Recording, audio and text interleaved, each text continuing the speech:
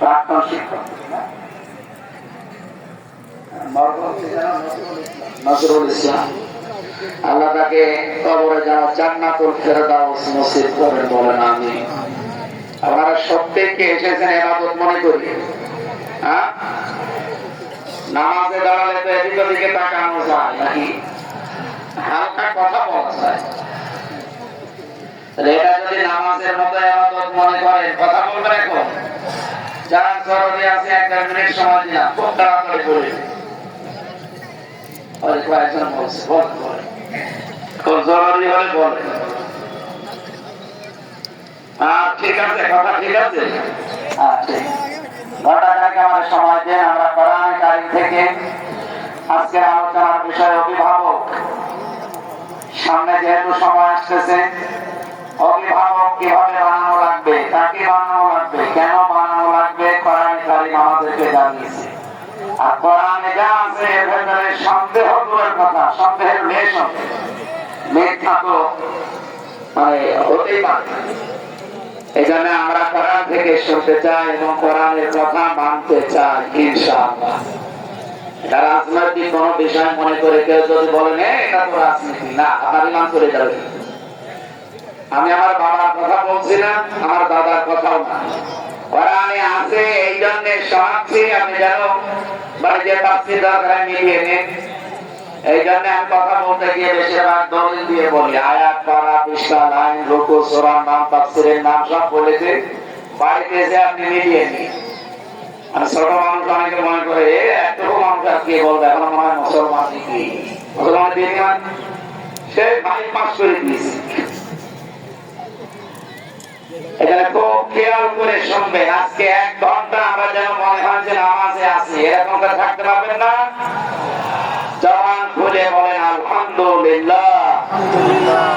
এই যে কথা বললাম, এই কথাটা তৈরি হতে 27টা স্তর পার করার পরে একটা কথা তৈরি হয়। এই কণ্ঠের ভেতরে আল্লাহ এরকম স্তরগুলো সাজিয়ে রেখেছে। বিজ্ঞান কণ্ঠ নিয়ে পরীক্ষা করে জানিয়েছে কণ্ঠের ভেতরে যে স্তর আল্লাহ সাজিয়েছে, যদি একটা স্তরে কোনো ঝামেলা হয়ে যায়, কথা আপনি বলতে পারবেন না, গান ও শব্দ হবে। জাতীয় কবি কাজী নজরুল ইসলাম কথা বলতে পারতো শেষ জীবনে এসে, বলেন কত বছর বন্ধ ছিল তার কথা।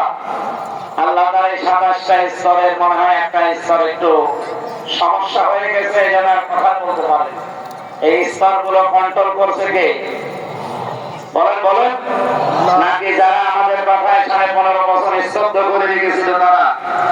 না, কথা বলার শক্তি আল্লাহ পৃথিবীর কারো হাতে দেয়নি, এটা আল্লাহ নিজের হাতে রেখে দিয়েছেন। খালাকাল ইনসান আল্লামাহুল বায়ান। আল্লাহ বলেন আমি মানুষ বানিয়েছি আর মানুষের কথা বলা আমি শিখিয়েছি। এই জন্য কথা যেহেতু আল্লাহ নিজে বানিয়েছেন, কিভাবে বলা লাগবে, কার কণ্ঠে কোন কথা এটা সেট হবে, এটা দুনিয়া কেউ জানে না। জানে কে? যারা পৃথিবীর ময়দানে দেখবেন আজ পর্যন্ত কারো কণ্ঠের সাথে কারো কণ্ঠ মিলে না। মেলে কাওয়া কাকুর কণ্ঠ বহু মানুষ চেষ্টা করে যে 100 ভাগ এরকম করতে, খেলা হবে না, কাওয়া কাকুর মতো হওয়া সম্ভব না। হয়তো হবে 98 ভাগ, 99 ভাগ, 100 ভাগ হবে। বলেন 2 নম্বরে মানুষের এই যে মিল নেই চামড়ার সাথে। 9768 প্রকার চামড়া আছে আমাদের শরীরে। বিজ্ঞান জানিয়েছে কোন চামড়ার সাথে কোন চামড়া আমাদের মিল পায়নি। আমার চামড়া আব্দুল সলি ভাইয়ের চামড়া মনে হচ্ছে একরকম, তোমার চামড়া কেটে যাক ছিঁড়ে যাক, আমার চামড়া নিয়ে এসে লাগিয়ে দেন, জীবনও মিলবে না, ওখানে পছন্দ হবে। কথা বুঝতেছে? ওনার চামড়া যদি ভালো করতেই হয়, ওনার শরীরের কোন জায়গা কেটে এনে চামড়া নিয়ে ভালো লাগিয়ে এখানে লাগিয়ে দেবে, ভালো হয়ে যাবে।